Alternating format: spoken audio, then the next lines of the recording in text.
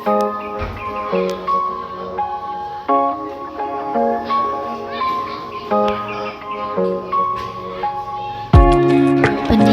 untuk semua, SLB maupun sekolah inklusi untuk anak tunarungu.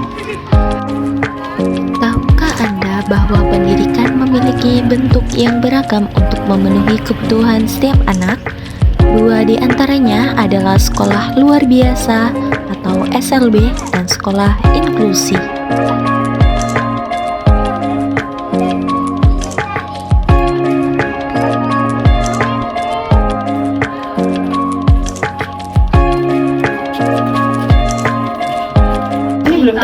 Kemarin kita sampaikan, tapi ternyata mereka nggak paham. Kadang yang dengar aja nggak paham, gimana dia nggak ini kan gitu. Terus, nah tantangannya sendiri, mereka tuh buat memproses informasi itu lama, sungguh lama dan juga nggak semudah itu. Jadi materi yang kita sampaikan itu benar-benar dibuat yang ringkas, biar anaknya lebih paham. Nah, terlebih lagi untuk tantangannya sendiri masuk ke sosialisasi sosialnya. Kadang ada beberapa anak tunarungu itu buat hubungan sosialnya sama temennya itu juga ada hambatannya. Soalnya Pak, mereka tuh itu tuh juga mut-mutan gitu. Soal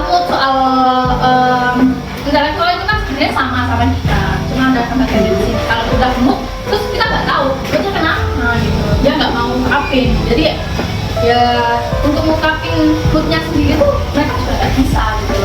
Nggak bisa, mungkin bisa ada beberapa yang memahami, tapi kadang tuh mereka banyak yang beda pendapat dari anak ini dengan anak satunya. Nah itu beda pendapat, nah itu ujung-ujungnya berantem kayak gitu. Biasanya gitu kalau tantangannya sendiri.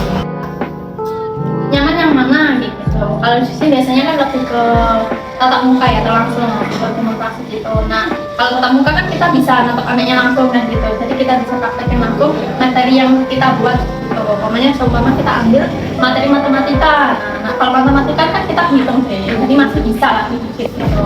Yang penting anaknya udah tahu konsep bilangannya itu gimana.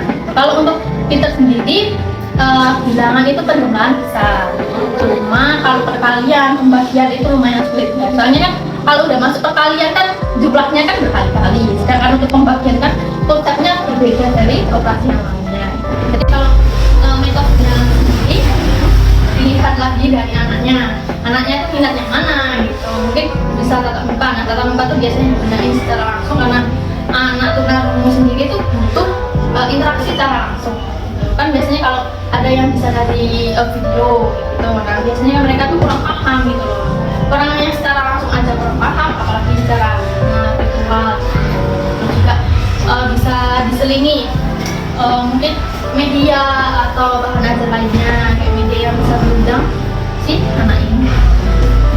Di sini dari siswa sendiri kalau pelatihan itu masuk ke vokasi, masuk ke keterampilannya ya gitu. Jadi kalau di sini tuh pelatihannya tuh bukan ngembangin kemandirian, bukan ngembangin kemandirian anaknya. Kalau tunarungunya sendiri di sini tuh untuk mandirinya sudah terlatih, sudah bisa, mampu, nah gitu. Nah akhirnya kita masuk ke keterampilannya. Nah untuk pelatihan sendiri kita nyediain beberapa keterampilan seperti desain, fotografi. Nah itu kebanyakan dimasuki oleh tunarungu. Ada juga yang melukis. Nah jadi kalau pelatihan sendiri biasanya kan ada yang bina bicara kayak gitu. Nah kalau di sini tuh fokusnya ke keterampilannya. Kalau bina bicara dan mungkin ada pelatihan oral atau bahasa isyaratnya, nah itu biasanya dikembalikan lagi ke wali muridnya, wali kelasnya bisa.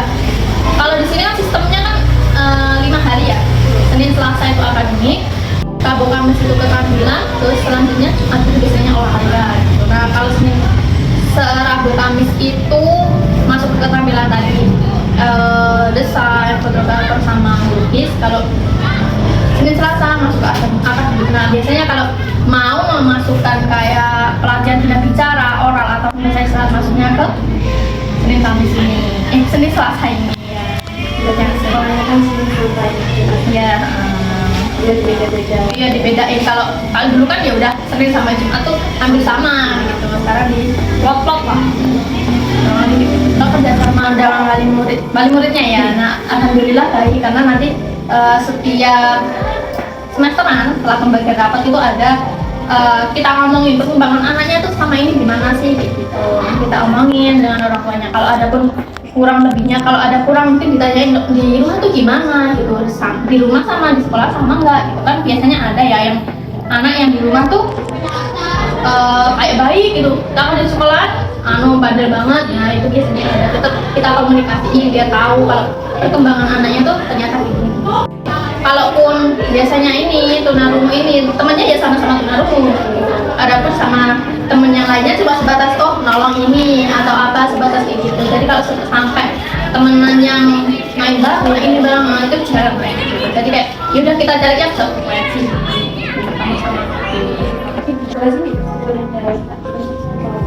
Oh, ada lagi. Kalau ini kebetulan empat anak itu tunarungu semua. Terus satu lagi 5 nih, tapi masih kecil, satunya kelas 1, terus satunya lagi dia hiperaktif gitu.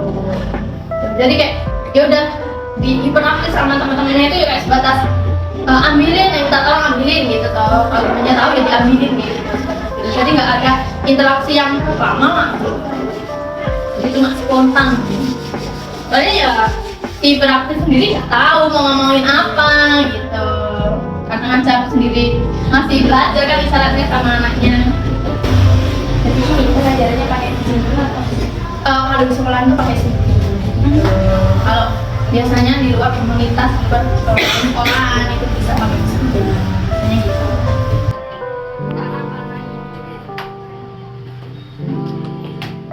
SLB dirancang khusus untuk anak-anak dengan disabilitas yang membutuhkan pendekatan dan fasilitas khusus dengan kurikulum yang disesuaikan. Berbeda dengan SLB, sekolah inklusi mengintegrasikan anak-anak berkebutuhan khusus dengan anak-anak reguler dalam satu lingkungan belajar. Sini mereka tetap menerima dukungan khusus seperti pendampingan guru pendamping khusus atau GPK, tetapi juga merasakan interaksi sosial yang lebih beragam. Sekolah inklusi mengajarkan bahwa keberagaman adalah kekuatan dan bukan hambatan. Pendidikan adalah hak semua anak, termasuk anak-anak dengan kebutuhan khusus seperti anak tunarungu atau ATR. Mereka menghadapi tantangan utama pada akses komunikasi. Di kelas, ATR belajar melalui pendekatan visual seperti gambar, video, dan gerakan tubuh. Guru juga dilatih untuk menggunakan bahasa isyarat atau memberikan penjelasan melalui gerakan bibir. Konsistensi visual sangat penting untuk membantu ATR memenuhi materi dengan baik.